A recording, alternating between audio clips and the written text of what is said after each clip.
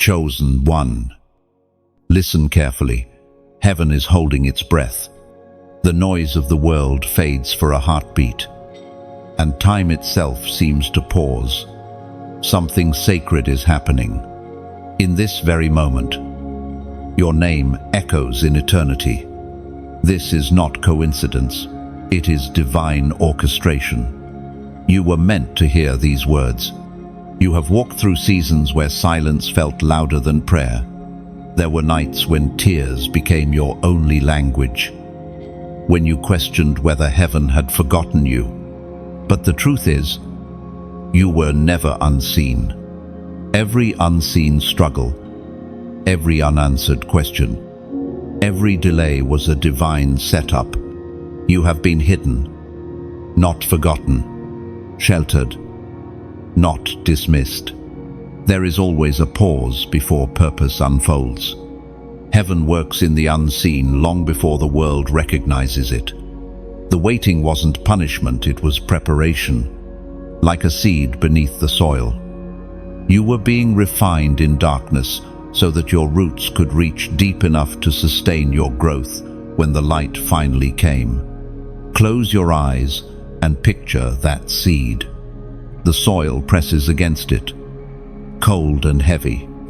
There's no proof that sunlight exists. Yet the seed believes. It pushes upward through layers of resistance because something inside whispers, "Rise." That whisper is what carried you through your storms. It was heaven's signal that your time was coming. Now that time has arrived. Every scar you carry tells a story that heaven honors. You survived things that should have broken you. You endured losses that taught you how to see through pain. You walked through fire, and instead of burning, you became light. The refining process was never about what you lost. It was about what could finally emerge. Scripture says in the Gospel of John, chapter 15, verse 16, "You did not choose me, but I chose you and appointed you to go and bear fruit, fruit that will last." Take that in. You are chosen not randomly, but intentionally.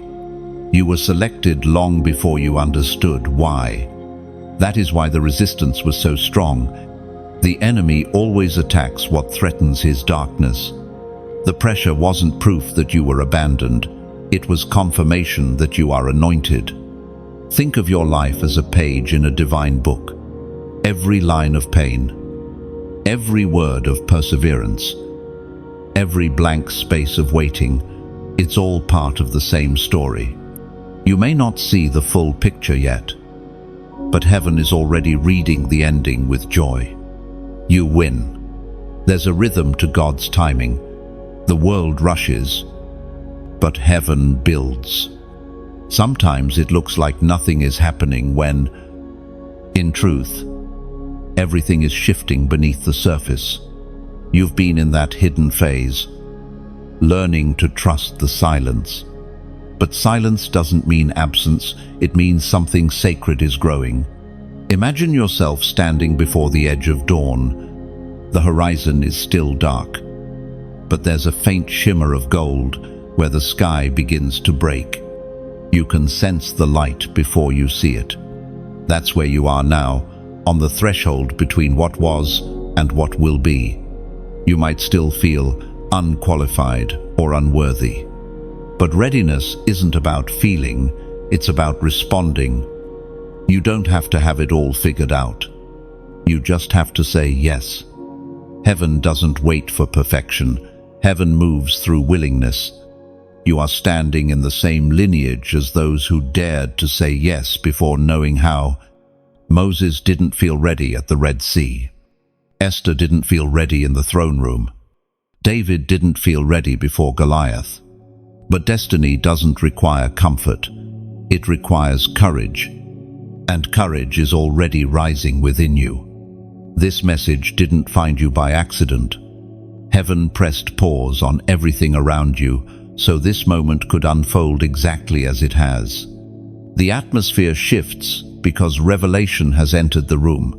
You finally see who you are, not broken, not lost, but chosen. You have spent so long dimming your own light to make others comfortable. That time ends now. When heaven calls your name, hiding is disobedience. The world doesn't need another copy. It needs your authentic fire. You were never created to blend in. You were born to blaze through darkness. So lift your head. The season of waiting has served its purpose. The gates of opportunity are opening, and all of creation leans in to watch you step forward. You have carried the weight. Now you will carry the promise. If this message resonates within you, don't let it end here. Like, share, and subscribe so that this light reaches another chosen one still trapped in silence. Then comment 111 below as a declaration that you have heard heaven's whisper and are ready to rise. The pause is over. The heavens have held their breath long enough. It's time for you to exhale destiny. Chosen one. There are burdens you've carried that few have ever seen. The world only witnessed your smile, not the trembling hands that held it in place. Behind every victory you've lived through lies a trail of quiet endurance, moments when you almost broke, but didn't.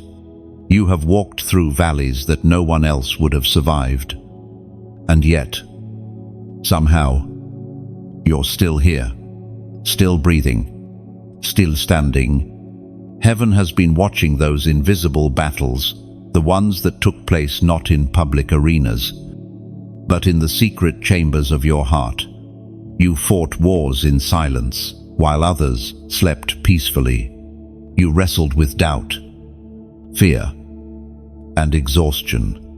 And even when you had no words left, your tears became prayers that reached the throne. There's a mystery in how God uses pain. It rarely feels like purpose when you're in it. You think He's forgotten you, when in truth, He's refining you. Fire doesn't destroy gold, it reveals its purity. Pressure doesn't crush diamonds, it shapes them. The same is true for you. There was a time when you prayed for escape. You asked God to take away the heaviness, the endless waiting, the loneliness. But He didn't remove the weight. He strengthened your shoulders. What you thought was punishment was actually preparation. You were being equipped for something greater, something eternal. Think of it like the roots of a tree during a storm. When the winds rage and the rain pounds, the roots don't rise, they dig deeper.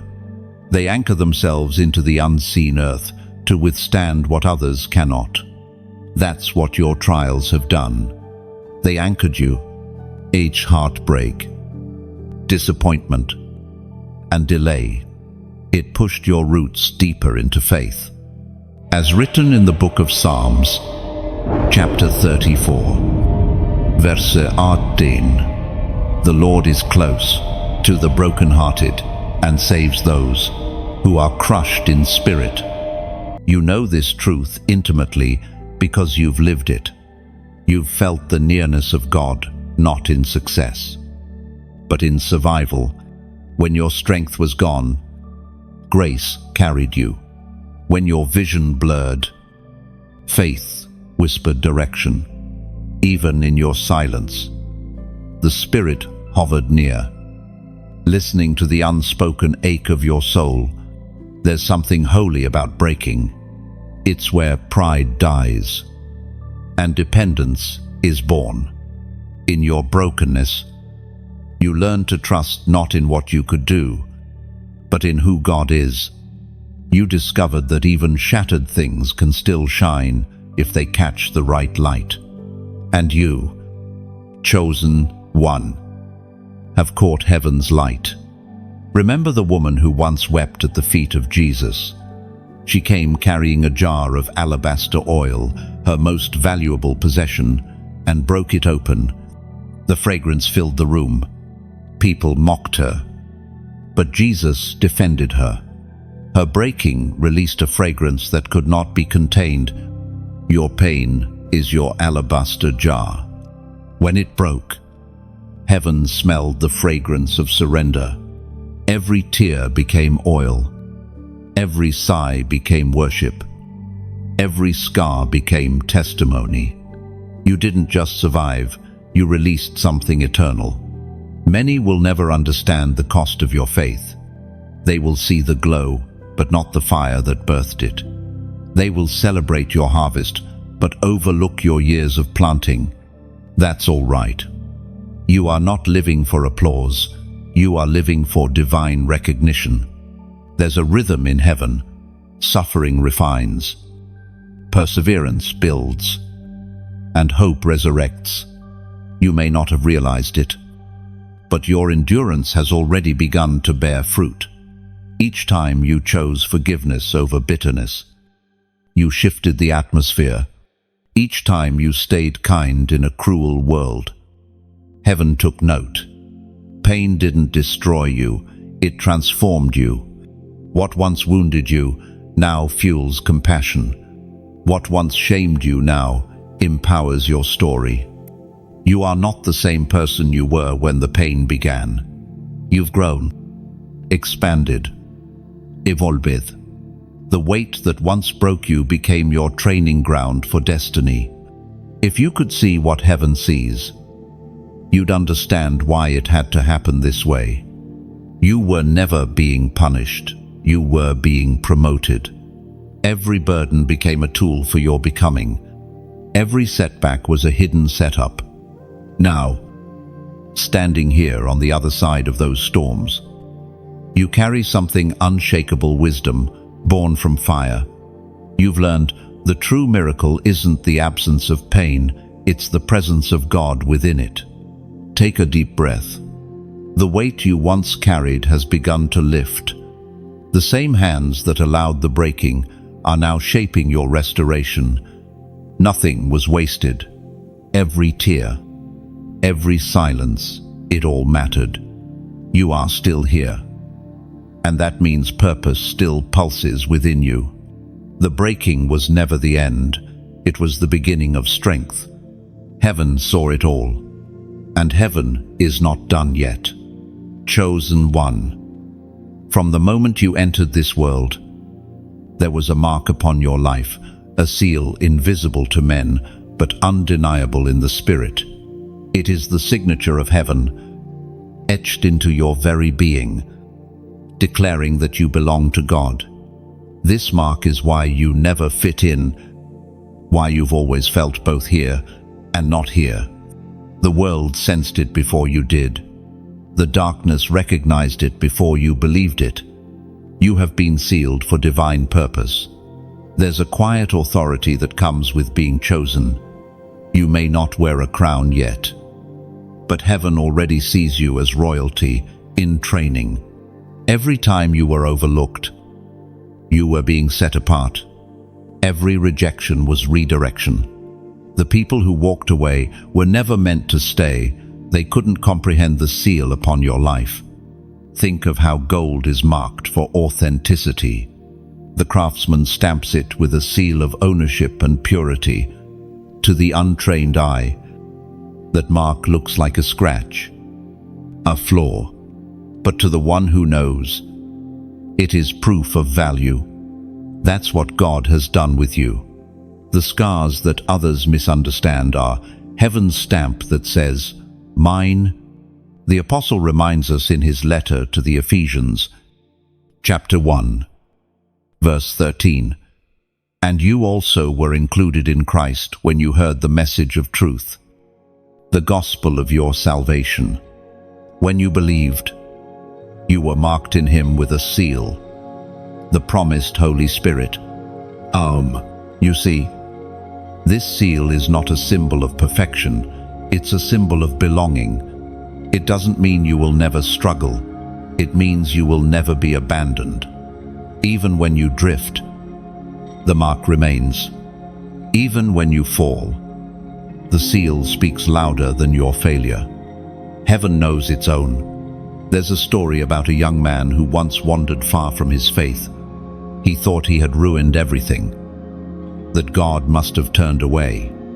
But one night, as he sat beneath a sky full of stars, he felt a strange warmth flood his chest. He didn't hear a voice, but he knew he was still marked. The same God who watched him run was now calling him home. That realization broke him open, not with shame, but with gratitude. You've had moments like that, haven't you? Those flashes of divine interruption when you felt seen again, reminded again, claimed again. That's the seal speaking. The world can't remove it, and no s'incarnerase it. It is permanent, eternal, untouchable. Sometimes you wonder why certain doors don't open for you, why certain environments feel suffocating. It's because your seal doesn't match their system. Heaven won't allow you to settle in a place meant for temporary growth. You are marked for movement, not comfort. You may walk through rooms where no one sees your worth, but that's all right. The anointing doesn't need validation. Oil doesn't argue with dust. It simply rises. When the time comes, your light will be undeniable. The same God who sealed you in secret will reveal you in His perfect timing. Chosen one. Do you know what happens when heaven seals something? It is protected until appointed time. That's why your dreams didn't die when circumstances tried to suffocate them. The seal guarded them. That's why you survived. Betrayal, misunderstanding, and isolation. You were preserved for a greater unveiling. Every mark heaven places carries both promise and responsibility. You are called to live with awareness that your life is not your own. You are an ambassador of the kingdom, a living message of grace. The mark you carry is not for display, it's for demonstration. People will encounter God through how you love, forgive, and persevere. Think of the butterfly still in its cocoon, hidden, unseen, misunderstood, but marked with color beneath layers of transformation. That's you. You are in the stage where heaven is shaping wings. The confinement is not the end, it's the final phase before flight. So don't resent the waiting, and don't despise your uniqueness. You are sealed because you are sacred. You belong to the King. When others question your path, when doubt whispers that you are behind, remember this: sealed things don't spoil, they mature. You are being prepared, not postponed. Now, I want you to pause and write these words as a declaration below. I am sealed. Type it not for me, but for your own remembrance. Every time you see it, let it remind you that you are not ordinary, not forgotten, not replaceable. You are divinely chosen and spiritually secured. The world may not recognize your seal yet, but heaven already does. And that recognition is worth more than all the applause this earth could offer. Your life is proof that what is marked by God cannot be erased by man. The seal still stands, the promise still breathes, and you still chosen one. The shaking came before the rising. It always does. The earthquake precedes the dawn. The storm comes before the calm. Every part of you that trembled in fear was being positioned for transformation. You thought it was destruction, but heaven called it reordering. Everything that seemed to fall apart was actually falling into place. There were moments when you wondered if God had gone silent. You prayed, and the heavens seemed locked.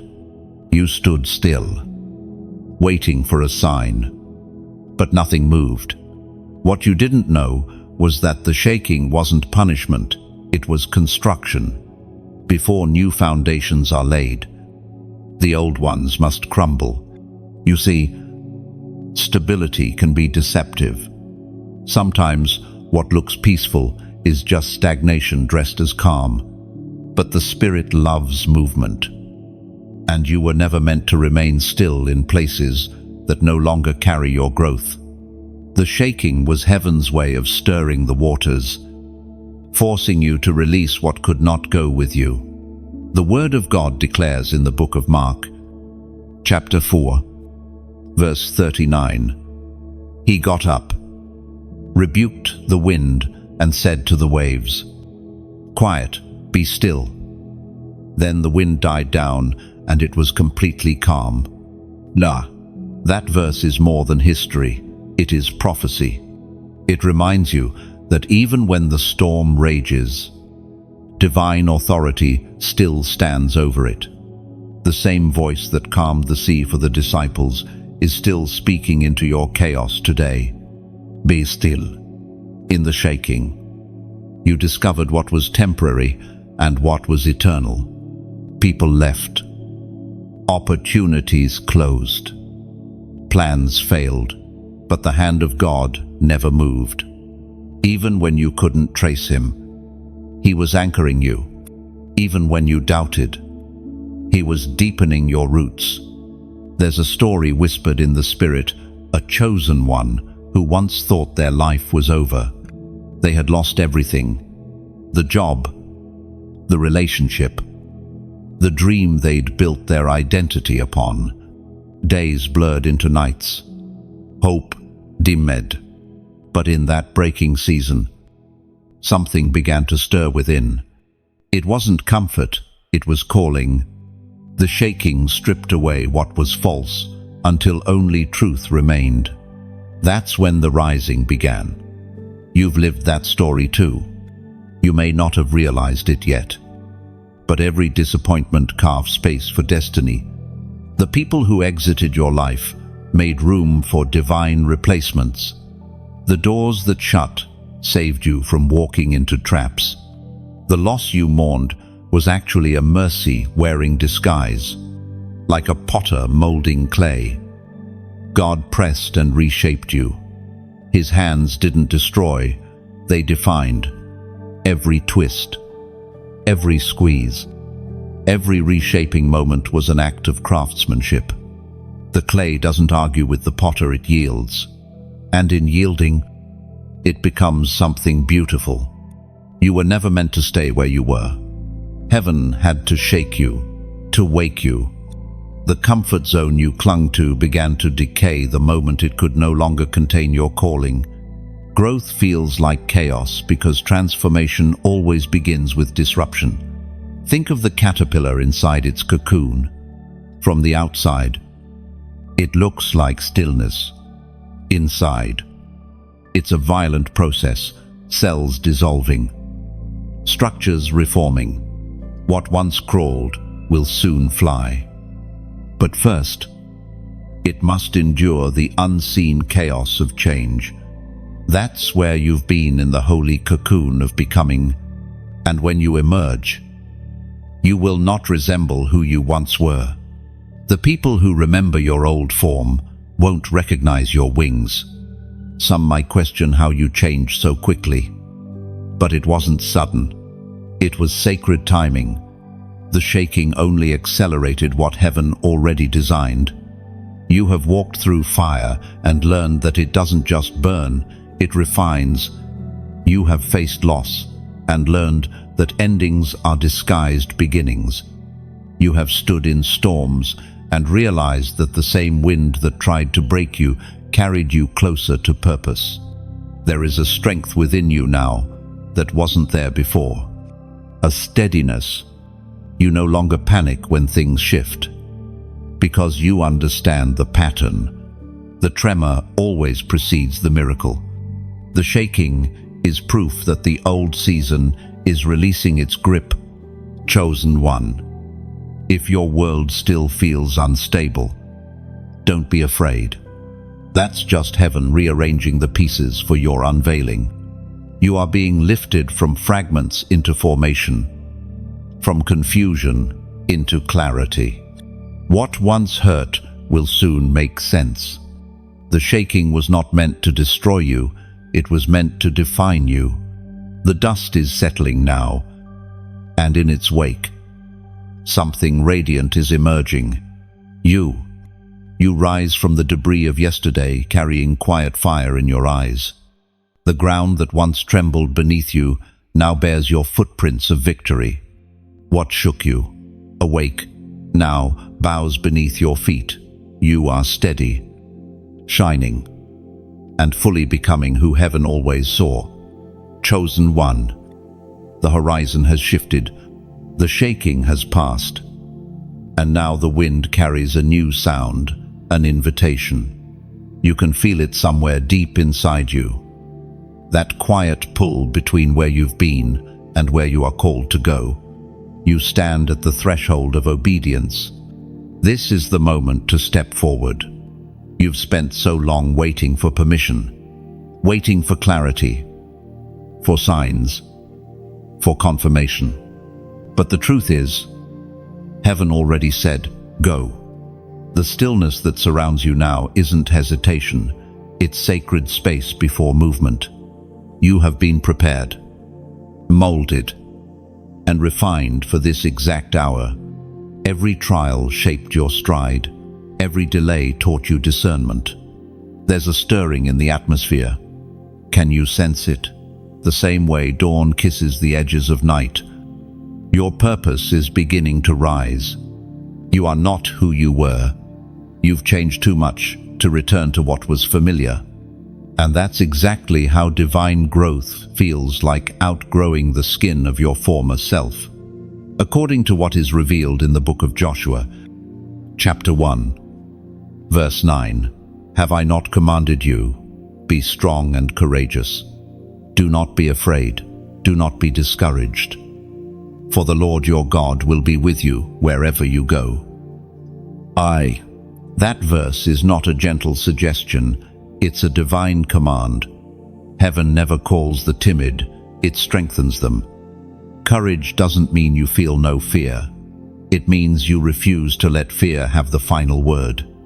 Every step you take forward is an act of worship, a declaration that you trust the one who called you. Think of a bird that has known only the safety of its nest. The branch beneath it shakes in the wind, and the unknown stretches endlessly below. But something within urges, try your wings. The sky doesn't beg the bird to fly, it simply opens wide. Waiting. That's what this season is for you. The branch is trembling, the air is calling, and heaven is whispering. Now, the first step is never about the distance, it's about direction. Once you move, even slightly, heaven multiplies momentum. You've been standing in the doorway between comfort and calling for too long. The longer you wait, the heavier the threshold feels. But once you move, you'll wonder why you ever hesitated. There's a sacred promise hidden in obedience. When you move, heaven moves with you. The earth responds to courage. Doors open, not through force, but through faith. The universe bends to those who walk in divine alignment. You have already learned endurance in the valley. Now it's time to learn courage on the mountain. The climb will test you, but the view will restore you. You'll discover that obedience doesn't rob you of freedom, it reveals it. For where the Spirit of the Lord is, there is liberty. Imagine yourself standing in a vast field at sunrise. The grass glitters with dew like thousands of tiny mirrors reflecting heaven's fire. The wind brushes past your face, and for a moment, you realize the world is bigger than your fear. Every step forward leaves a shimmering print, proof that faith has touched the earth. That's obedience in motion, quiet, radiant, unstoppable. There's no pressure in heaven's call, only invitation. God doesn't force movement, He inspires it. He doesn't drag, It draws. When your heart aligns with His timing, movement becomes music, and the rhythm you feel now is heaven's heartbeat echoing in your spirit. Go forth. So, as you listen to these words, let your heart decide. If something inside of you feels like it's time to rise, then rise. If these words awaken something buried deep within you, let it breathe again. When you reach out to, like this message, think of it as lighting a candle in a cathedral, silent agreement between your heart and heaven's whisper. When you share it, imagine releasing a lantern into the night sky, carrying light to someone who still sits in shadow. And when you choose to subscribe, see it as planting your flag upon sacred ground, a personal vow that says, I will keep walking in the light that found me. This is not pressure. It is poetry between you and God. Every gesture becomes worship when done with love. Your obedience is your offering. Your courage is your worship.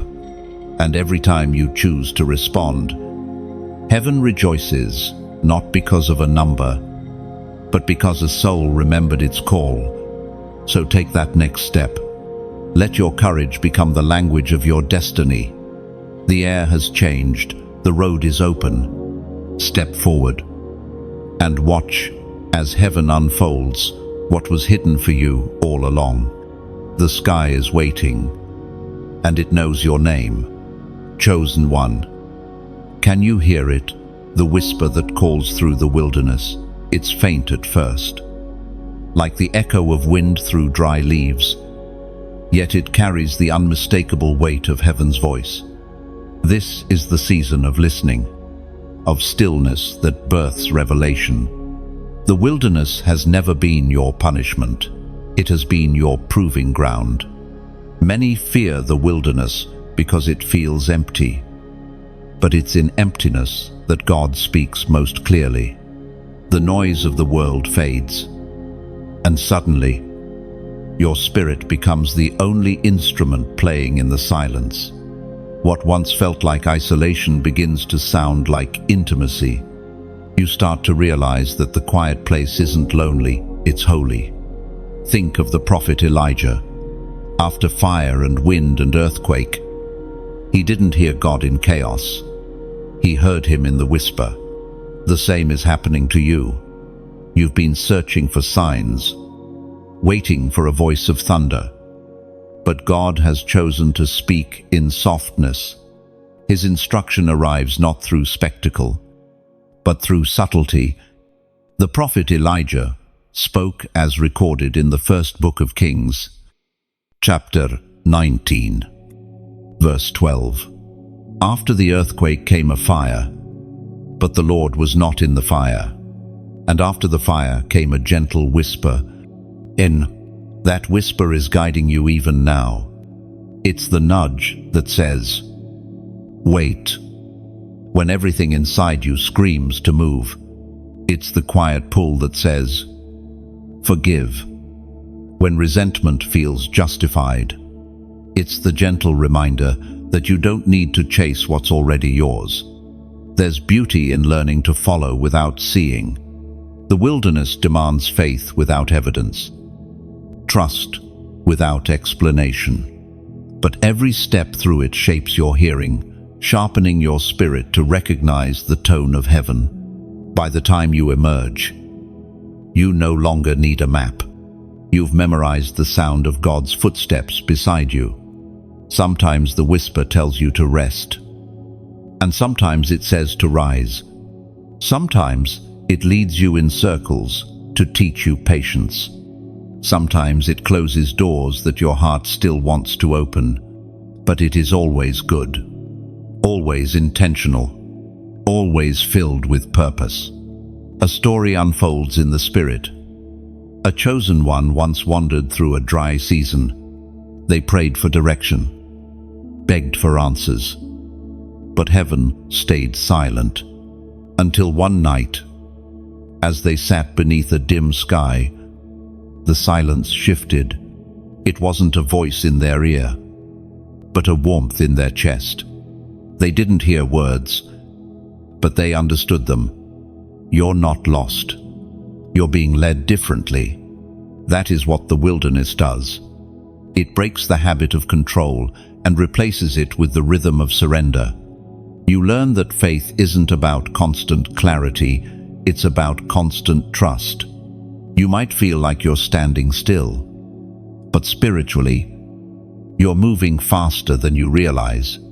Every time you choose to wait instead of rush, to listen instead of react, to trust instead of fear, you are advancing in the kingdom. Heaven measures movement not by speed, but by obedience. In the stillness, heaven builds your discernment. You begin to sense when something isn't meant for you, even before it fails. You start to know when peace withdraws, signaling that a door should close. This is divine sensitivity, and it is priceless. Think of yourself as a compass needle. When you're surrounded by noise and movement, you spin wildly, unable to point north. But when everything grows still, the needle finds its true direction. That's your spirit right now, finding its true north in the silence. The wilderness will not last forever. One morning, the same wind that once carried confusion will carry clarity. You'll look back and realize that every delay had divine purpose. Every quiet day was a seed of strength. There will come a day when your testimony will begin with, "It was in the wilderness that I finally heard him clearly." Chosen one. Take this moment to acknowledge that the whisper is real. It's not your imagination. It's heaven tuning your heart to a higher frequency. Now, I invite you to mark this moment of awakening. Comment 444 below. Let this number become your symbol of stillness and surrender the language of those who have learned to trust the whisper more than the noise. It's not a ritual, it's remembrance. Every 444 written becomes a lantern of faith, lighting the path for another soul still lost in the silence. This is how the wilderness ends, not with a roar, but with a whisper that changes everything. And when that whisper settles inside you, peace begins to bloom like dawn after endless night. You realize the wilderness was never empty. It was sacred ground. Every silence was a sermon. Every still moment was God saying, "I was here all along teaching you to hear me." Chosen one. There is a moment when the exchange takes place, a sacred trade between pain and purpose. It happens quietly, without trumpet or applause. One day you wake up, and something inside has shifted. The ache that used to weigh you down becomes the strength that carries you forward. The sorrow that once silenced your voice becomes the very melody that draws others to hope. This is the divine exchange. You see, heaven wastes nothing. The wounds you thought were meaningless have become wells of wisdom. The tears you shed in private watered the soil of transformation. The same pain that once made you question God has become the proof that He was near. Every time your heart broke, it created space for grace to live there. There's a law written deep into the fabric of eternity. What is surrendered is multiplied. When you give your pain to God, He does not merely remove it, He redeems it. You hand Him ashes, and He gives you beauty. You lay down bitterness, and He returns peace. You offer Him weakness, and He responds with power. It was proclaimed in the book of Isaiah, chapter 61, verse 3, to bestow on them a crown of beauty instead of ashes, the oil of joy instead of mourning, and a garment of praise instead of a spirit of despair. You have lived this verse. Even if you didn't recognize it, the exchange began, the moment you stopped trying to control what broke you and started allowing it to teach you. Every wound that stayed open long enough became a doorway for light. Every disappointment became a classroom for patience. And every loss became a lesson in letting go.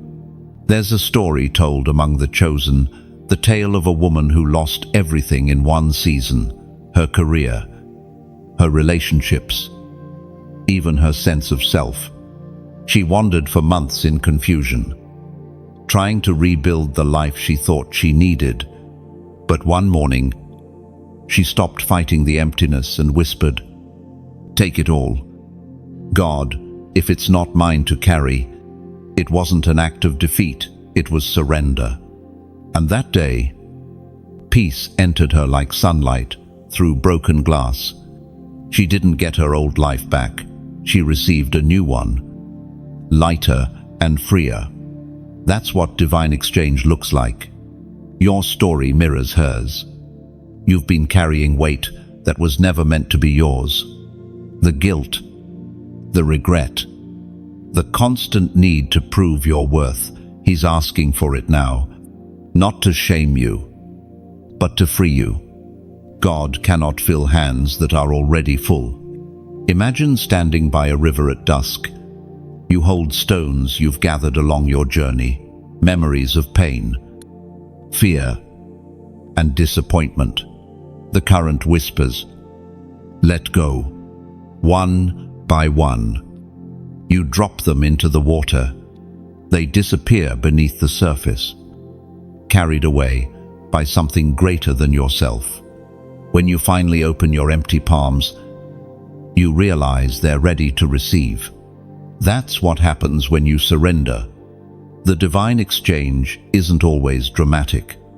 Sometimes it's as gentle as laughter after a season of tears. Sometimes it's waking up and realizing the grief no longer controls you. Sometimes it's a sudden wave of gratitude for a pain that once felt unbearable. These are holy moments, invisible miracles that mark your transformation. You are learning the secret of the chosen ones, to lose nothing by giving everything.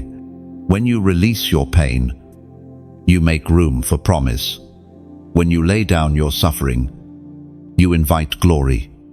It's the paradox of heaven. The less you cling to, the more you gain. Even now, heaven is extending its hand. It is not demanding, it is offering. You don't need to strive for healing, you simply need to yield to it. Healing is not something you chase, it's something you allow. The divine exchange also shifts how you see others. You begin to recognize the wounded not with judgment, but with compassion. You no longer ask, "Why me?" You begin to ask, "Who can I help because I survived this?" Your scars become sermons, your story becomes medicine. Chosen one, you are not defined by what you lost, but by what you gained through losing. The old you was built on effort, the new you is sustained by grace. You no longer need to prove that you're whole. Wholeness itself has chosen you. So, breathe deeply. Let this moment mark you. The divine exchange has already begun. You have laid down ashes, and heaven is adorning you with beauty. The oil of joy drips slowly over every scar, sealing what once bled with glory. The pain didn't end your story, it crowned it. Chosen one, the season of reversal is upon you. What once worked against you is now being turned in your favor.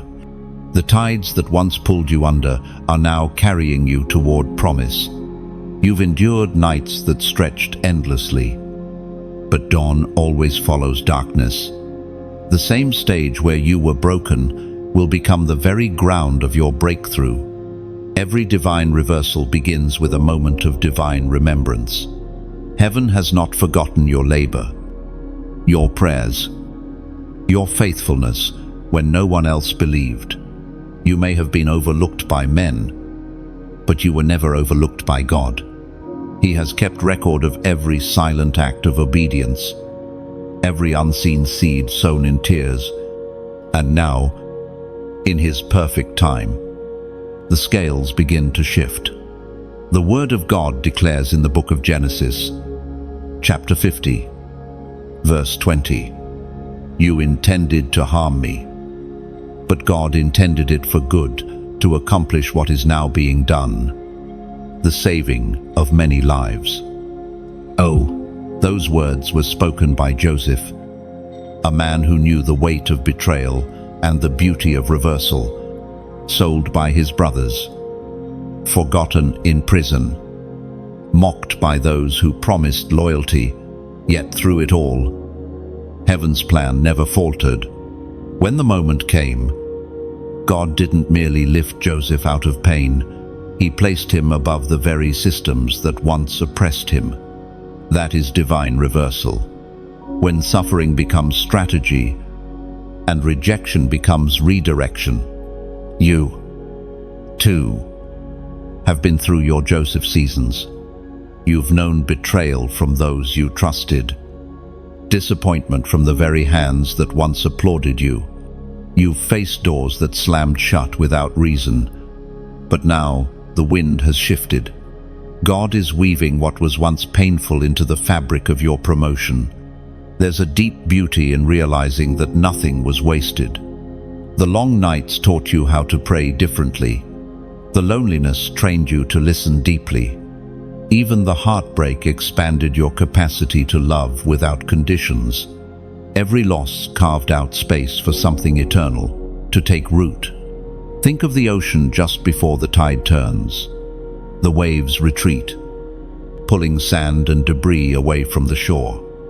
To the untrained eye, it looks like loss, but in truth, the water is gathering force, preparing for a greater return. That's your life right now. What was taken wasn't stolen, it was repositioned to return multiplied. In divine timing, everything reverses. The same mouths that spoke against you will testify for you. The same circumstances that felt like endings will reveal themselves as beginnings. You won't need revenge. Heaven handles justice with perfect precision. Sometimes, divine reversal is quiet. It comes not as fireworks, but as peace. You'll wake up one day and realize the heaviness has lifted. The anxiety that once clung to you has dissolved. Relationships that broke you no longer have power over you. You'll see that what used to hurt now heals others through you. But other times, the reversal is undeniable. Doors burst open. Favor flows from unexpected places. What you once chased now finds you. The opportunities that ignored you now compete for your presence. It's not arrogance, it's alignment. When heaven turns the tables, it doesn't just change your circumstances, it changes the atmosphere around you. A man once said, "God never wastes a waiting room." You've been sitting in that quiet room for a long time, feeling the stillness, doubting the purpose, but now the door handle moves. Something unseen shifts. This is not imagination. It is manifestation. You will see restoration unfold in ways that make your past make sense. You'll finally understand why certain things had to fall apart, why certain people had to leave, why certain dreams had to die first. God was never taking from you. He was clearing space for something better. Chosen one. Do not be surprised when favor finds you in unexpected places. You are entering a season where harvest arrives from fields you didn't plant, where help comes from hands you never touched. The same universe that once felt silent now vibrates with recognition of your obedience. There is a deep relief in letting go of bitterness and watching justice bloom on its own. You will not have to fight for what is yours. Heaven has already issued the decree. The turning of the tables is divine choreography, not human effort. Stand still for a moment and feel the shift. The weight of the past is falling off your shoulders. The walls that confined you are cracking open to reveal pathways you never imagined. Everything that was once against you is beginning to work for you. Every injustice is being rewritten into testimony, and every no from man is turning into a yes from heaven. Chosen one, the tables have turned. Now walk forward softly, humbly, radiant with gratitude, because you are standing in the fulfillment of what you once only prayed for. Chosen one, you were never meant to wander without purpose. You were designed to build, to establish, to bring heaven's order into the chaos of this world. This is not just about survival anymore. This is your assignment. The kingdom doesn't advance through the powerful, it advances through the obedient. Everything you've endured until now was training for this moment. The fire shaped your faith. The silence sharpened your discernment. The waiting refined your heart. You were not just being healed, you were being commissioned. Now, the call is clear. Rise and build. The Word of God declares in the Gospel of Matthew, chapter 5, verse 14, "You are the light of the world. A city built on a hill cannot be hidden." That's not a metaphor, it's a mission statement. You carry light meant to illuminate darkness. Every room you walk into should shift because of your presence. Every conversation you have should carry traces of heaven's fragrance. You are not a follower of trends, you are an ambassador of truth. Think of a builder standing before an empty field. To everyone else, it looks like barren land. But to the builder, it's blueprint and promise. They see what others can't. You have that same vision. You see potential where others see endings. You see redemption where others see ruins. That's because you carry the heart of the builder himself. Your assignment isn't about titles or positions, it's about transformation. Whether you speak to thousands or to one, your words can build worlds. You've been entrusted with divine architecture, the ability to construct hope where despair once lived. A story unfolds. A man once sat among ruins, staring at the shattered walls of what used to be his home. He felt useless, defeated, forgotten. But then, something within whispered, "Rebuild." He had no tools, no help, no clear plan, just conviction. Day after day, he picked up broken stones and began again. Others laughed at him, yet he kept working. Years later, those ruins became a refuge for many. That man didn't just rebuild walls, he rebuilt purpose. You are that man, that woman, that soul. You're called to raise what others abandoned. You're called to repair breaches not only in your life but in others. Every prayer you whisper, every act of kindness, every truth you stand for, it's construction in the spirit. There's a sacred rhythm in building for the kingdom. It's not about speed, but stability. God is not rushing you. He's rooting you. The foundation He's laying in, you will outlast storms. What you're building now will stand for generations because it's built on obedience, not ego. The enemy tried to convince you that you were disqualified, but only heaven gives assignments, and heaven hasn't revoked yours.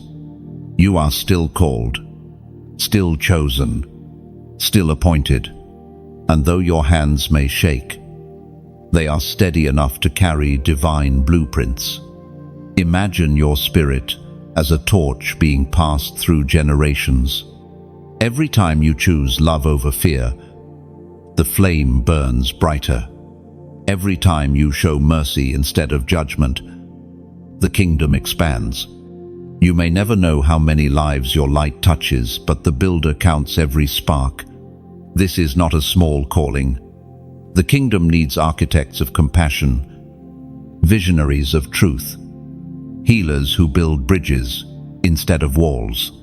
And you are one of them. Every stone of faith you lift sends a sound through eternity.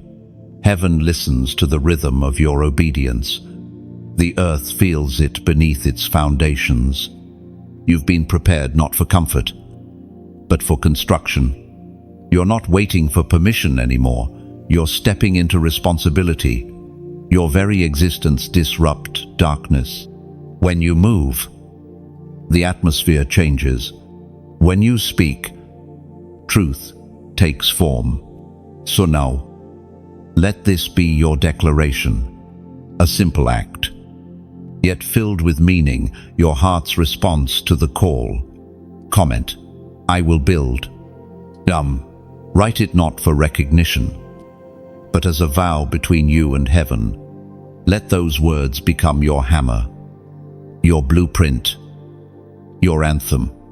When you type them, you mark the moment that purpose took its rightful place again in your hands. The kingdom is waiting for your craftsmanship, and heaven has already supplied the tools. Now build.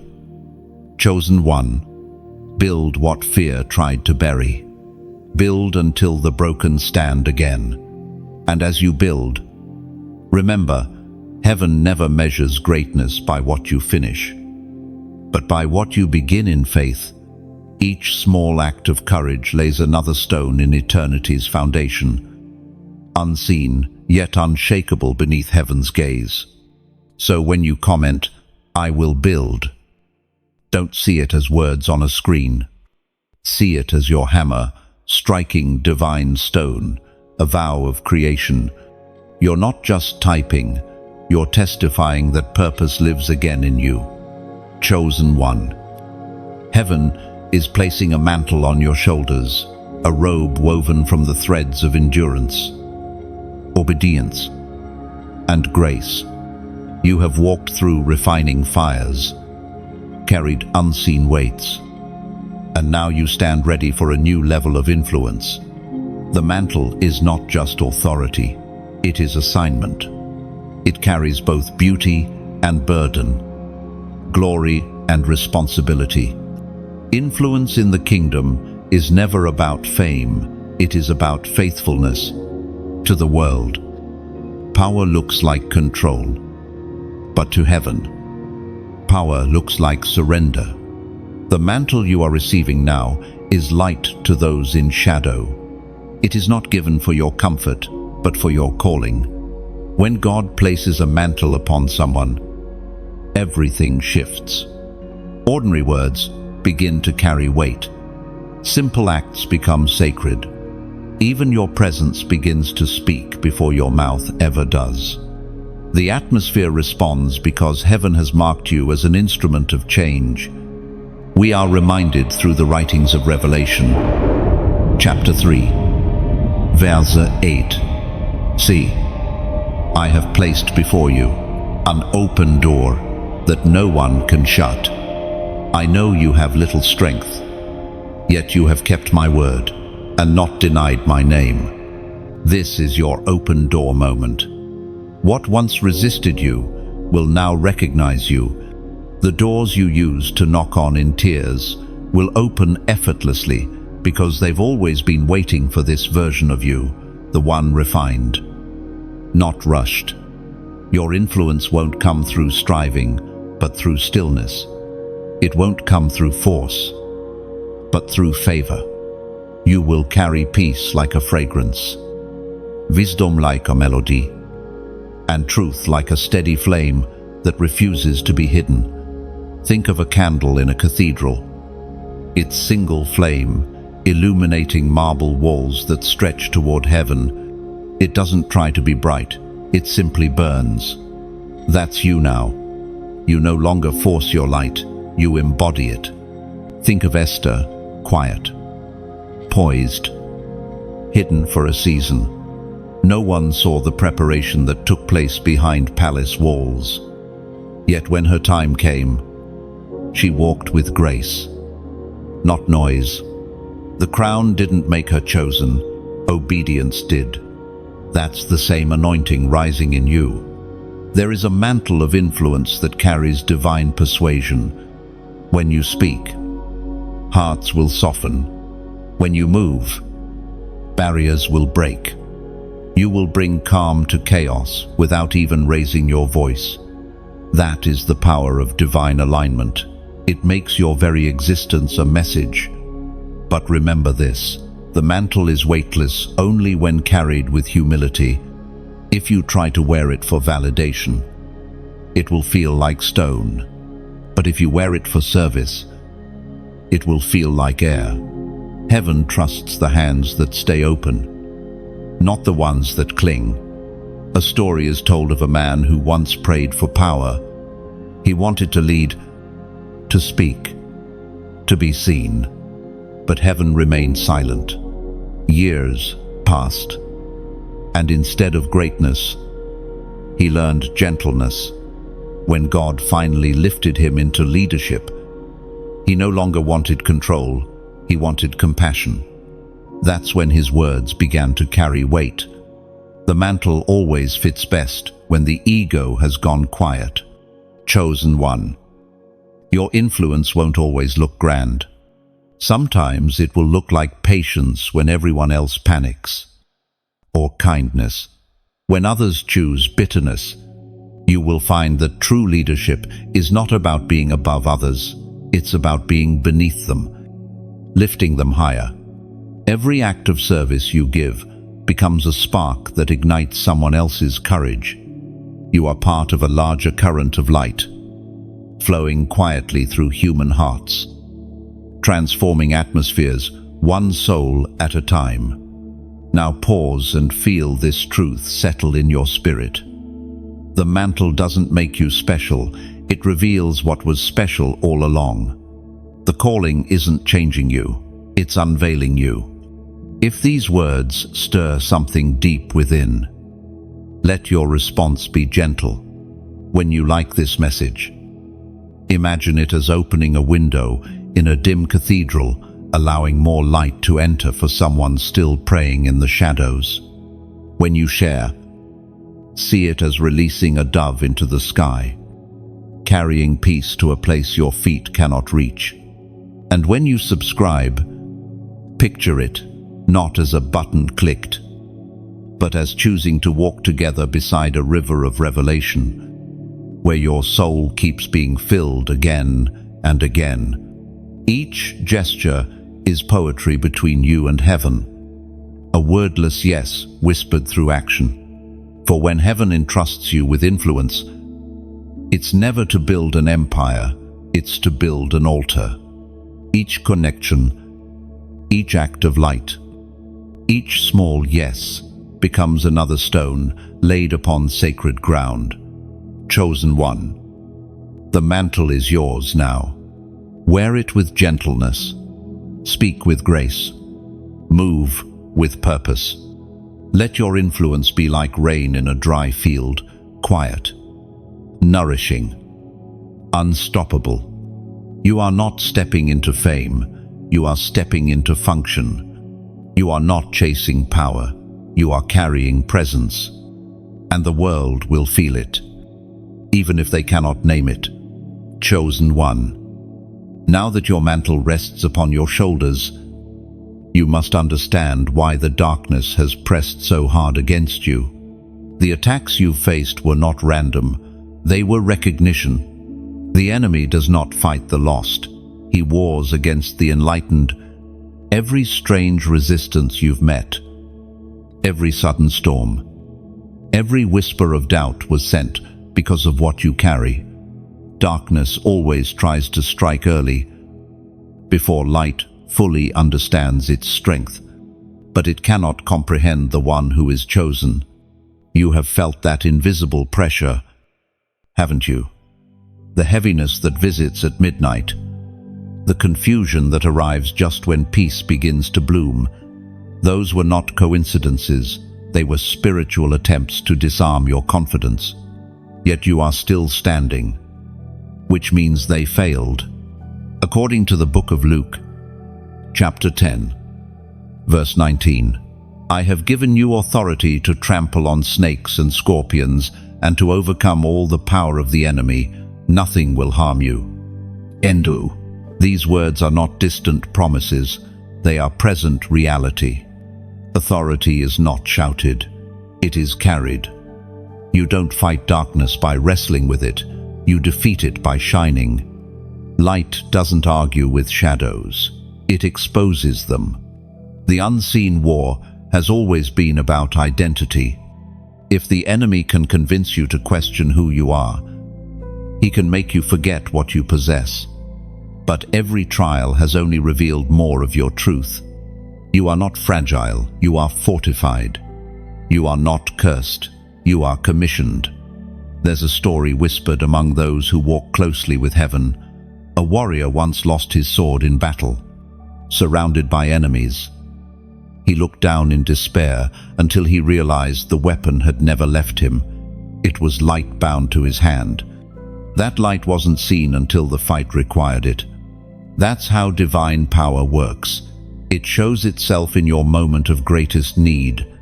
You've likely wondered why life has felt so heavy at times. Why your spirit senses warfare, even when things look peaceful on the surface. It's because your presence disrupts darkness. When you walk into a room, the unseen shifts. The atmosphere bends toward light. That's why opposition increases. It's a desperate attempt to stop the inevitable, but darkness cannot stop dawn. It delays, but it cannot deny. You've already been equipped with weapons that cannot rust truth. Prayer, endurance, and faith. These are not passive qualities, they are divine armor. Every time you chose hope instead of despair, you struck a blow. Every moment you forgave when anger felt easier, you advanced the kingdom. The battle has been long, but it has made you dangerous to hell. You've learned to recognize lies before they enter your heart. You've learned to pray not as reaction, but as rhythm. You've learned to rest even when surrounded by war. That's what maturity looks like in the spirit. It's not louder. It's deeper. Think of a lighthouse during a storm. The waves crash. The wind howls. And visibility fades. But the light never flickers. It doesn't need to shout over the storm. It just stands tall and shines. That's who you are now. A living lighthouse guiding others through their own chaos. Darkness thrives on fear. But fear loses its grip when faced with certainty. The certainty that you are not alone. That heaven's armies move when you speak. That your prayers echo in eternity. Each word you whisper in faith becomes a strike of lightning across the battlefield. Do not be surprised when people misunderstand you. The light within you reveals what others would rather hide. You are not here to condemn, but your truth exposes what deception tries to conceal. Walk gently, but never dim your flame. Those who are meant to see will find their way to your glow. There will come a day when you look back and realize that what once terrified you became your training ground. The enemy's attacks taught you authority. His lies taught you discernment. His resistance built your endurance. Even the shadows served your growth. You no longer fear the dark, because you've learned it can only exist where light has not yet reached. And you, chosen one, are the vessel that carries that light. So walk forward, unafraid. Let your presence speak what words cannot. The battle may still echo, but victory is already written into your name. Darkness has done all it can, Now it must retreat. You have not only survived the unmasking of shadows, you have become the light that unmasks them. Chosen one. Can you feel it? The sound of chains breaking not around you, but within you. What once restrained your faith is snapping apart, link by link, under the weight of divine power. This is your Exodus moment, the hour when captivity ends and freedom begins. For too long, you've carried invisible shackles. Fear disguised itself as caution. Doubt whispered as reason. And the opinions of others became invisible walls around your soul. You prayed for release, but heaven was already turning the key from within. Sometimes God doesn't remove the prison first. He awakens the prisoner. The Spirit spoke through the book of Romans. Chapter 8, verse 1. Therefore, there is now no condemnation for those who are in Christ Jesus. Oh, those words are not comfort, they are command. Freedom is not an idea you admire, it is an identity you accept. The enemy's last weapon has always been deception, convincing you that the chains still exist, even after heaven has shattered them. There's a story of a lion raised in captivity. For years, it lived behind iron bars, pacing in circles. One day, the gate was opened. The lion stood still, hesitant, afraid of the open world. It didn't realize the cage was no longer locked. Freedom was waiting, but fear kept it pacing in invisible circles. That's what spiritual bondage looks like. The door is open, but the memory of chains remains. Chosen one. The door has been opened for you. The weight you feel now isn't captivity, it's transition. Freedom often feels frightening at first, because responsibility comes with it. But listen, the same God who set you free will teach you how to walk free. You are stepping out of cycles that have followed your family for generations. Addiction, anxiety, shame, self-sabotage, these patterns end with you. You are the interruption in the story. The one heaven chose to rewrite the bloodline. The chains that bound your ancestors break at your feet. Freedom isn't just deliverance from something, it's deliverance for something. God doesn't free you just so you can breathe. He frees you so others can breathe through your testimony. Your story will become a doorway for others. Picture a birdcage swung open after years of silence. At first, the bird trembles on the edge, uncertain whether its wings still work. Then it leaps, unsure but willing. And suddenly, the sky remembers its name. That's you. The trembling is not weakness, it's awakening. Every limitation that told you you can't was a lie built on fear. Every label the world gave you has expired. Heaven has issued new papers of identity, stamped and sealed, redeemed, restored, released. You may still hear echoes of the old chains, familiar doubts, familiar lies, but echoes hold no power. You can walk straight through them. Each step forward silences what once screamed loudest. Freedom requires forgiveness. You cannot run toward destiny while dragging corpses of resentment. Some of your chains are not made of metal but memory. Let them fall. Forgive not because they deserve it, but because you deserve peace. And freedom requires courage. The unknown can feel like a desert after years of captivity. But remember, the wilderness was never punishment, it was preparation. The Israelites left Egypt, but carried fear in their hearts. Don't let that be your story. Let faith be your compass. This freedom won't always feel loud or wild. Sometimes it will feel like quiet confidence, like sleeping deeply after years of restless nights. Other times, it will feel like laughter you didn't think you could have again. Every moment of joy is proof that the chains are gone. Your life is becoming a sound, chains breaking, doors opening, songs returning. The world will hear it through your peace, your boldness, your new way of walking. People will see your freedom and wonder how you escaped. But the truth is, you didn't escape. You were released. Now the moment comes for you to acknowledge it, not with fear, not with hesitation, but with gratitude. Heaven watches for your agreement because freedom is completed in confession. Comment 333 below. Let it be your prophetic declaration, the language of those who have walked out of captivity and chosen not to return. 3 is the number of divine completion, of resurrection, of fullness. When you write 333, you are marking the end of bondage and the beginning of restoration. You're saying, "My spirit rises again. I am free indeed." You are walking into a wide open space now.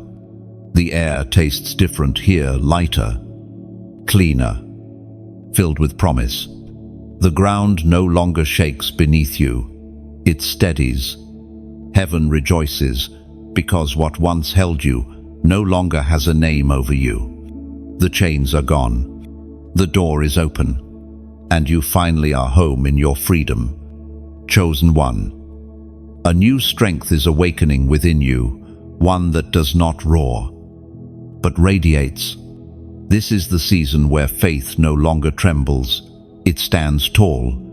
The timid prayers that once left your lips have become declarations that move mountains. The fear that once whispered, "You can't," now fades before your unshakable conviction, "You will." The transformation you're experiencing is not arrogance, it's bold faith being born. Faith that has been tested through fire, soaked in tears, and anchored by grace. It's not loud for attention, it's steady because it has seen too much to doubt. As written in the book of Hebrews, chapter 11, verse 1. Now faith is confidence in what we hope for, and assurance about what we do not see. Well, those words are not mere poetry, they are blueprints for living. Faith does not wait for evidence, it creates evidence. It walks on water before the sea parts. It speaks life into valleys of dry bones. It believes, even when the outcome is invisible. You have lived through seasons where faith was your only language, when everything tangible collapsed. The unseen became your anchor. You prayed without answers, trusted without proof, loved without certainty, and through that, your spirit matured. What once felt like blind belief has become holy, knowing. Bold faith doesn't mean you never doubt. It means you don't let doubt dictate your direction. You've learned to walk through uncertainty with calm authority. You no longer panic in storms because you understand the waves obey the same God who guides your steps. Think of Peter stepping out of the boat. The waves were wild, the wind merciless, but his eyes found Jesus. For one breathtaking moment, he walked on what was supposed to drown him. That's the secret of bold faith. It doesn't remove the storm, it gives you power to rise above it. You are walking on water now. Every step forward defies logic. You're no longer waiting for perfect conditions to obey. You've discovered that obedience itself changes the weather. Faith like this doesn't grow in comfort, it's forged in crisis. Every delay trained you to listen for heaven's rhythm. Every unanswered prayer taught you trust beyond reason. Every disappointment turned into a seed of deeper dependence. A young woman once faced a battle that threatened everything she held dear. Doctors spoke of limits, friends spoke of fear, but she chose faith as her final word. Each morning she whispered, "I believe," even when her body trembled. Over time, her situation didn't just improve, it transformed. Her story became a testimony not of survival, but of divine defiance. She didn't conquer through might, but through faith that refused to bow. That's what's happening in you. Heaven is teaching your heart the art of holy defiance, the ability to look at impossibility and smile, knowing that what terrifies man is trivial to God. You've stopped asking, "Can I?" and started declaring, "I will." The voice of hesitation that once echoed inside your head has grown quiet, drowned out by the hum of divine confidence. That is bold faith, not shouting louder, but believing deeper. Sometimes, faith will make you look foolish. It will ask you to speak before you see results, to build before you have blueprints, to give when you have little, and to love when you are weary. But heaven always honors the unreasonable. Every great miracle begins with someone who dared to believe past logic. You've become that person, the one who believes anyway, the one who prays until the sky breaks open, the one who carries conviction like a torch through endless night. Bold faith transforms your language. You stop asking, "What if it fails?" and start saying, "What if it works?" You stop fearing rejection and begin to see redirection. Every challenge becomes confirmation that something powerful is about to unfold. Your boldness is contagious. Without trying, you awaken faith in others. They watch how you stand firm when the wind rises, how you find peace when others lose balance. You've become a living testimony that endurance is possible, that belief is still stronger than fear. Chosen one. You've stepped beyond survival into sovereignty. You no longer beg heaven to move, you move with heaven. You no longer plead for signs, you become the sign. So stand. Stand when it's easier to sit. Speak when silence feels safer. Believe when doubt still whispers. The world doesn't need more explanations. It needs demonstrations, lives like yours that prove what faith can do. You are no longer praying for courage, you are courage. The lion within you has awakened, not to destroy, but to declare, faith still wins. Chosen one. The time of gathering has come. You are not walking this path alone anymore. Across nations and generations, a quiet movement is rising, souls awakened, spirits stirred, hearts catching the same divine flame. They are the remnant, the ones heaven has preserved through seasons of shaking, silence, and surrender. And now, the signal has been given. It is time to assemble. The remnant is not defined by appearance, power, or fame. They carry no titles, wear no crowns. Yet heaven recognizes them instantly.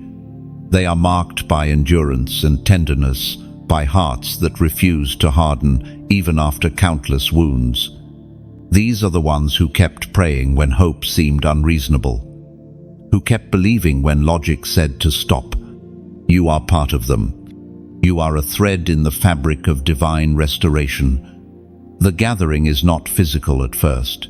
It happens in spirit, one voice at a time, one spark at a time, until the world begins to glow with quiet light. As was written in the book of Joel, chapter 2, verse 7. They charge like warriors, they scale walls like soldiers. They all march in line, not swerving from their course. And this scripture describes the remnant's unity, each one distinct yet moving in harmony. They are not competing, They are completing one another. The strength of heaven's army lies not in weapons, but in oneness.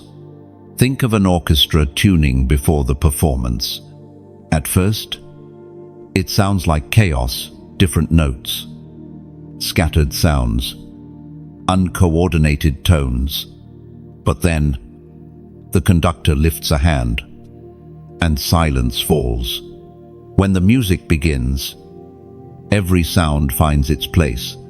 That is what heaven is doing now, tuning hearts, aligning destinies, preparing for the grand symphony of revival. You may feel small, unnoticed, or unqualified, but in heaven's design, even the smallest note matters.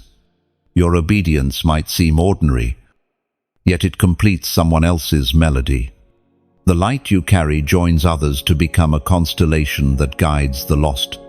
The remnant rises not in arrogance, but in awareness. They do not seek attention, they seek alignment. They move when the Spirit moves and rest when heaven rests. Their unity terrifies darkness because hell cannot imitate true harmony. You've likely met them without realizing it, the quiet ones who radiate peace in chaos, the compassionate ones who listen without judgment, the brave ones who refuse to compromise truth for comfort. These are heaven's builders, carrying torches that light the narrow road. You belong among them. You've always felt it, the pull towards something greater than yourself. The sense that your pain wasn't pointless, but preparatory. Every storm you survived wasn't just for you. It was for the generation you'll strengthen. There's a sacred moment in history when heaven begins to gather its witnesses. You are living in that hour. The remnant is being called from every background, every culture, every forgotten corner of the earth. They're not united by language or nation, but by fire, the same divine flame that burns within you. Imagine a field after harvest bare, silent, seemingly lifeless. Then, one by one, small shoots begin to push through the soil. The ground that once looked dead begins to hum with life again. That's what's happening across the world right now. The Spirit is breathing renewal into what was left desolate, and the remnant are the first signs of that new growth. This gathering isn't for spectacle, it's for strategy. The light is being organized. Gifts that once felt random are being rearranged into purpose. Each chosen one is a piece of heaven's pattern. Some will speak, others will serve quietly. Some will lead, others will intercede. All are vital. When heaven moves in unity, no darkness can withstand it. The remnant doesn't fight with anger or noise, they fight with peace, with truth, with love that outlasts hate. That is the nature of their power. It's invisible but invincible. You are being connected, even now. People will appear in your life, carrying the same flame. You will recognize them not by their words, but by their spirit. When your paths cross, you'll feel it, a deep familiarity. As if heaven reintroduces you to those you've known forever in spirit. The remnant is rising not to dominate, but to heal. They are restorers of balance, bearers of light, guardians of mercy. Through them, the world will remember what love looks like when it's divine, fierce, gentle, unstoppable, chosen one. The gathering has begun. Lift your eyes. You'll see it in conversations that stir your soul, in music that feels like prophecy, in acts of kindness that seem too precise to be coincidence. The orchestra is tuning. The warriors are aligning. The wind is shifting. You are not alone in this holy work. You are one voice in heaven's choir. one flame among countless others. And soon, the world will hear what happens when all those voices, all those lights, all those hearts move as one. Chosen one. The hour of crowning has come. Not the kind of crown made by hands, but one woven by unseen threads: obedience, endurance, and faith. Heaven has been watching every moment. You chose humility over pride, mercy over revenge, and prayer over panic. Every act of unseen faithfulness has become gold in the furnace of time. And now, that gold forms your crown. The crown is not a reward for perfection. It's recognition of perseverance. It says, you didn't quit when you could have. It says, you believed when no one else did. The thorns that once pierced your soul have become jewels. The wounds that once bled are now the places where light escapes most beautifully. As recorded in the second letter to Timothy, chapter 4, verse 8. Now there is in store for me the crown of righteousness, which the Lord, the righteous judge, will award to me on that day, and also to all who have longed for his appearing. The crown is not about status, it's about identity. You are not just surviving, you are reigning. Heaven crowns not the mighty, but the steadfast. This moment is the quiet coronation of your spirit. You've walked through fire without losing your essence. You've stood in storms that would have silenced others. You've been misunderstood, mislabeled, even mocked, and yet your heart remained tender. That tenderness is your royalty. It's proof that your soul belongs to the kingdom that cannot be shaken. Imagine a field after a long winter. Frost still clings to the edges of the earth. Yet tiny blossoms begin to rise, defiant, delicate, unstoppable. That's what your spirit looks like right now. You're blooming in places where nothing should have survived. That is divine royalty, the power to rise when logic says you shouldn't. Heaven does not crown in the palace, it crowns in the wilderness. The oil of destiny often flows where no one is watching. And that's where you've been hidden, honed, and made holy. What others mistook for delay was simply heaven preparing the stage. You've become more than a survivor. You've become a symbol. Every battle you've faced has carved deeper compassion into you. Every loss has made your love wider, your wisdom richer. You wear empathy like armor and grace like a sword. You are ready now, not just to receive light, but to reflect it. Your crown doesn't glitter for display, it glows for direction. Others will see it and remember their own. When you walk in integrity, you remind the weary that righteousness still shines. When you choose peace, you remind the broken that rest still exists. The throne heaven gives you is not a seat above others, it's a posture of service. Leadership in the kingdom looks like washing feet, not demanding attention. And yet, even as you serve, you radiate authority. True crowns cannot be stolen because they are not worn on the head, they are etched on the soul. There's a story of a man who once served his community quietly, never recognized, never celebrated. People called him ordinary, but heaven called him royal. When he died, generations later, the lives he had touched began to tell their stories. His crown was invisible on earth, but radiant in eternity. That's the kind of crown you carry. Chosen one. If your spirit stirs while reading this, it's because heaven is acknowledging your transformation. You've moved from striving to shining, from searching to standing. The same hand that once lifted you from ashes now sets a crown upon your head, not as a reward, but as a reminder, you belong to the light. Now, if this truth finds a home in you, respond gently.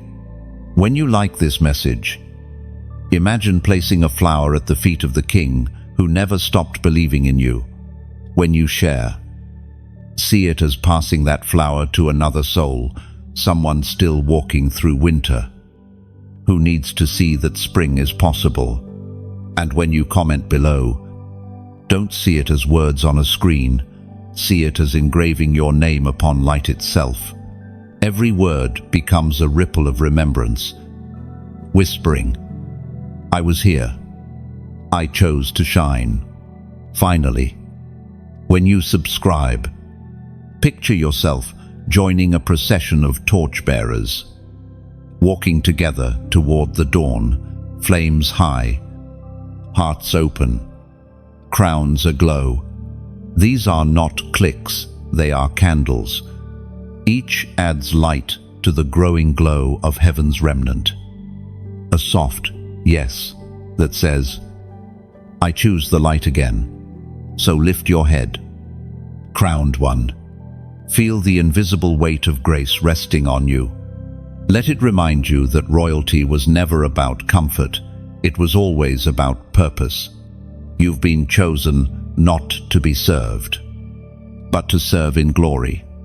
Your coronation is quiet, yet all of heaven stands to watch. And as you walk forward, the very air hums with recognition. A chosen one has taken their rightful place. Chosen one.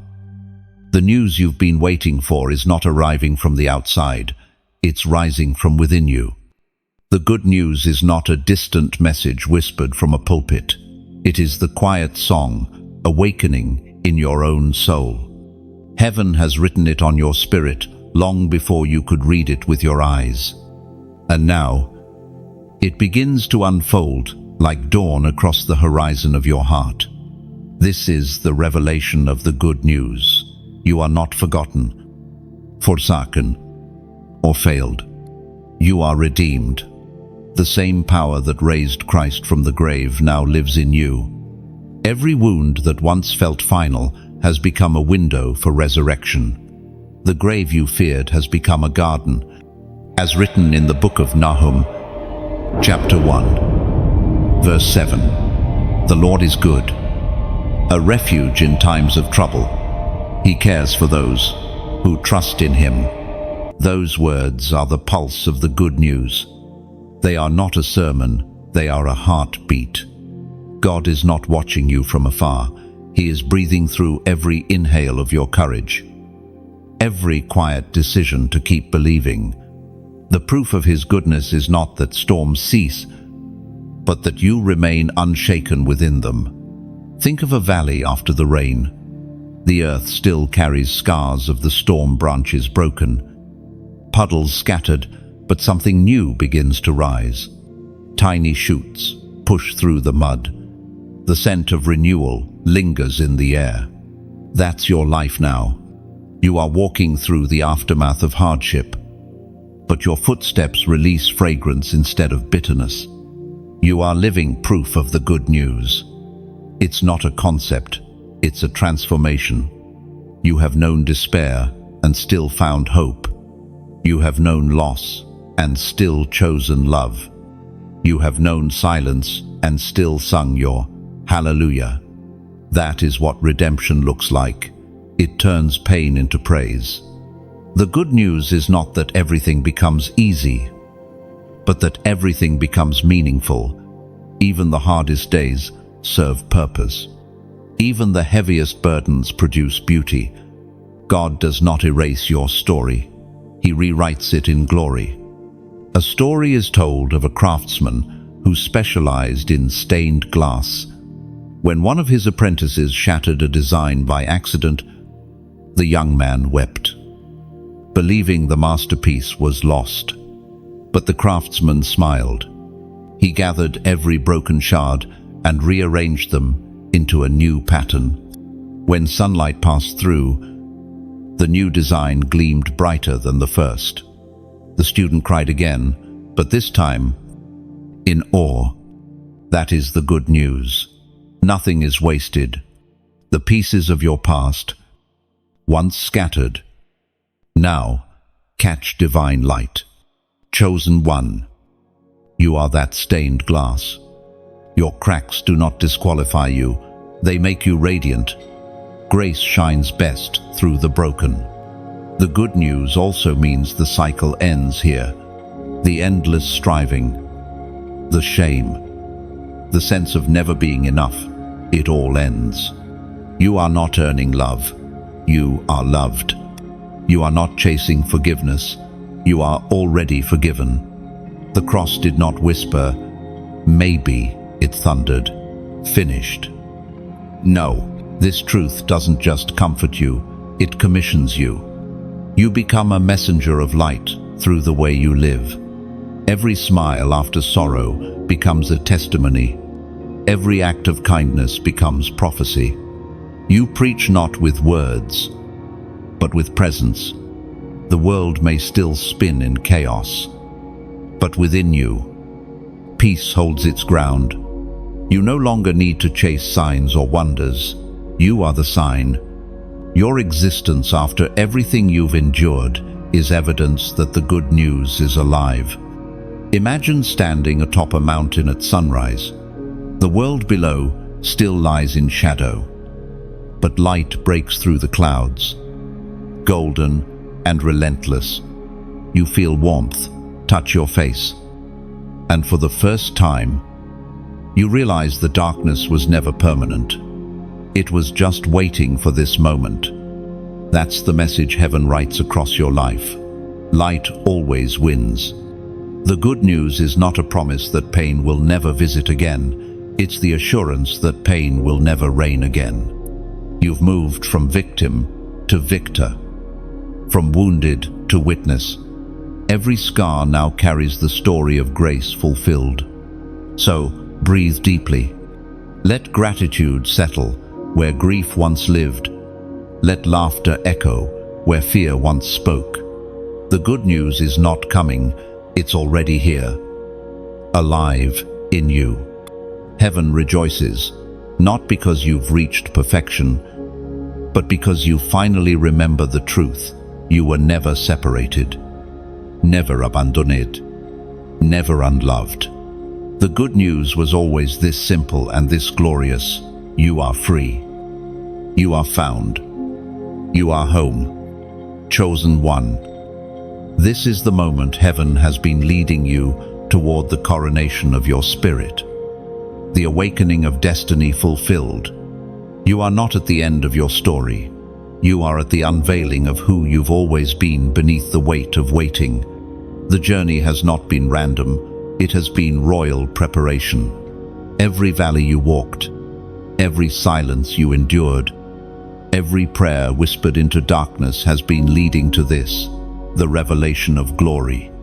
As written in the book of Haggai, chapter 2, verse 9, the glory of this present house will be greater than the glory of the former house. And in this place I will grant peace, declares the Lord Almighty. Oh, those words are not about buildings, they're about hearts. You are the house, rebuilt from ruins, filled now with greater peace than the world could ever offer.